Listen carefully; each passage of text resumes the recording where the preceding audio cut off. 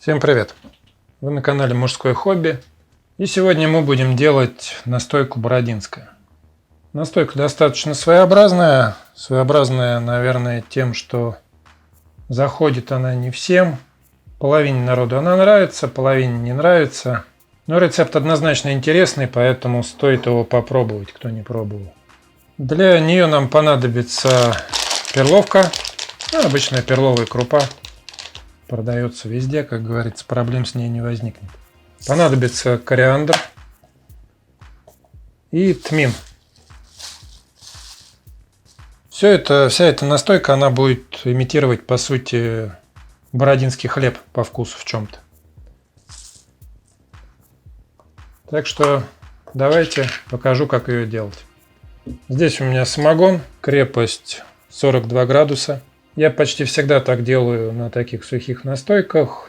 То есть 2 градуса где-то у нас уходит, и получается хорошая 40-градусная питейная настоечка. Итак, литр самогона 42 градуса. В него мы добавляем, у меня кориандр цельный, бывает молотый. Молотый менее ароматный, цельный более ароматный. Поэтому кориандра я добавляю на самом деле немного. Я его не сильно люблю. То есть здесь где-то треть чайной ложки. Этого на литр вполне достаточно, но это по мне. Туда же идет тмин. Тмин мне больше нравится, но это мои личные предпочтения. Но его я тоже добавляю где-то, наверное, больше чуть. Половину чайной ложки.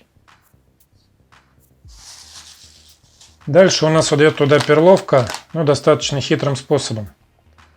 Во-первых, давайте взвесим. Нам нужно туда примерно 20 грамм на литр. Я взвешу на весах и покажу, сколько в ложках, если у кого-то нет весов, чтобы приблизительную дозировку могли соблюдать. Отмеряем чайными ложками.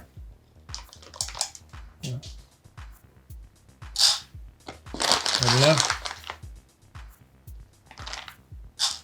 2.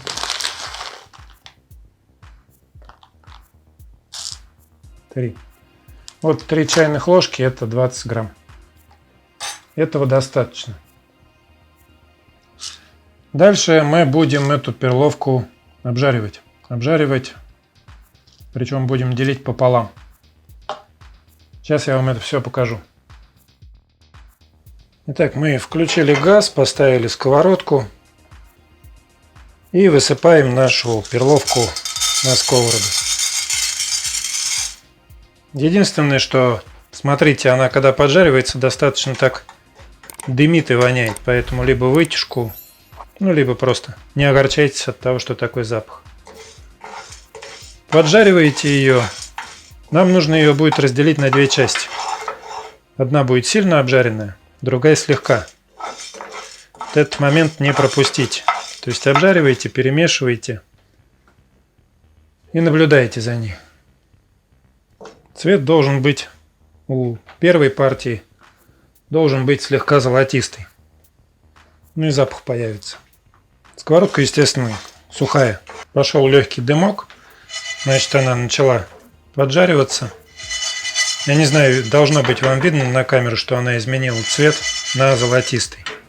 Соответственно, мы сейчас убираем половину нашей перловки. Мы убрали половину. Оставшуюся часть нам нужно поджарить почти догорелой. То есть не допустить ее прям совсем почернения, но она должна стать прям такой поджаристой, как семечки. Здесь следите, чтобы у вас не сгорело.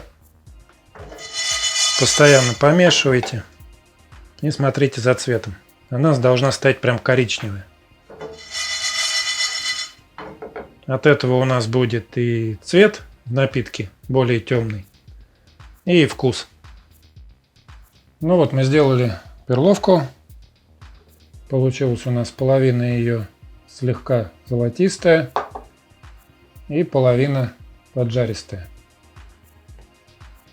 Сильно не пережаривайте, иначе может появиться резкость и прогорклость. То есть такой уровень, вот как ближе к кофе начинает приближаться по цвету. Аккуратно, вот, то есть, чтобы не сгорело. Ну, в общем-то, теперь мы это все просто добавляем в наш самогон. Добавили. И отправляем настаиваться на неделю. Я видел, что многие рекомендуют размолоть перловку, прежде чем настаивать в мелкую фракцию. Я этого делать вам не рекомендую, потому что потом очень трудно фильтровать. Лучше настоять пару дней подольше, чем потом мучиться и отфильтровывать муть вот эту вот всю взвесь. Она такая мутная, как медуза там становится. Ну что, отправляем настаиваться на недельку. Потом встретимся. Покажу вам, что получилось, попробуем. Ну вот, прошла неделя. Такой вот цвет у настойки получился. Сейчас отфильтрую и попробуем. Вот так она смотрится в графине.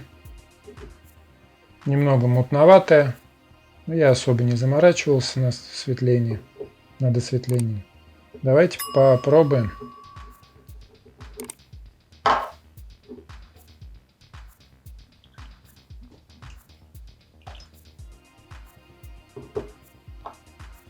Цвет, кстати, если кому не нравится, а некоторым не нравится, что она такая белесая, хочется потемнее, можно сделать темнее сахарным колером. Ну, то есть жжёнкой сахарной такой, грубо говоря. Ну что, запах такой слегка хлебный. Интересный. Кориандр чувствуется, кстати, в запахе тоже. Приятный такой легкий запах. Но алкоголь, естественно, вообще не ощущается. Ну давайте пробовать. Ваше здоровье.